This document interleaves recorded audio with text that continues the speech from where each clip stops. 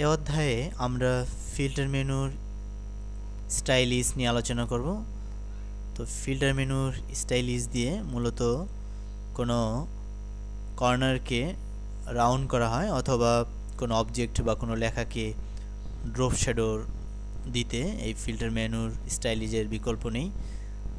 যেমন ধরুন আমি এখানে একটি রেক্ট্যাঙ্গেল ড্র করছি, তো এই রেক্ট্যাঙ্গেলকে আমি ড্রপ শ্যাডো দিতে চাই। এই জন্য ফিল্টার মেনুতে এসে স্টাইলিজের ডান পাশে সাব মেনু ড্রপ শ্যাডো রয়েছে, এই ড্রপ শ্যাডোটি সিলেক্ট করে আমরা দিলে এখানে যে অপশনগুলো রয়েছে এই অপশনগুলো থেকে অপাসিটি, মোড এগুলো নেড়ে চেড়ে বাড়িয়ে কমিয়ে ডার্কনেস কালার চেঞ্জ করে আমরা যদি ওকে দিই, তো ওকে দেওয়ার পরে আমরা দেখতে পাচ্ছি প্রোগ্রেস হচ্ছে।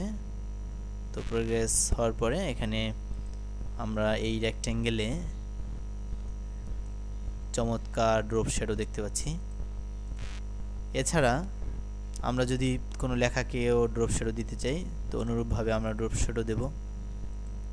এছাড়া কোনো কর্নারকে রাউন্ড করার জন্য, যেমন ধরুন এই রেক্ট্যাঙ্গেলের যে কর্নার রয়েছে চারটি কর্নার, এই চারটি কর্নারকে যদি আমি এখন রাউন্ড করতে চাই, তো সিলেক্ট করে ফিল্টার মেনুতে ফিরে এসে স্টাইলিজের ডান পাশে যে সাব মেনু রাউন্ড কর্নার রয়েছে, এই রাউন্ড কর্নারে এসে এখান থেকে আমি যদি এখানে 1 ইঞ্চি আমি অ্যামাউন্ট দিয়েছি, তো 1 ইঞ্চি দিয়ে যদি ওকে দিই, ওকে দেওয়ার পরে আমরা নর্মাল করলে দেখতে পাচ্ছি যে রেক্ট্যাঙ্গেলটি আমরা এঁকেছিলাম সেটি এই 1 ইঞ্চি মাত্রায় এই কর্নার হয়েছে। তো এভাবে আমরা এই ফিল্টার মেনুর স্টাইলিজের সাহায্যে ড্রপ শ্যাডো, কর্নার সহ অন্যান্য কাজগুলো করব।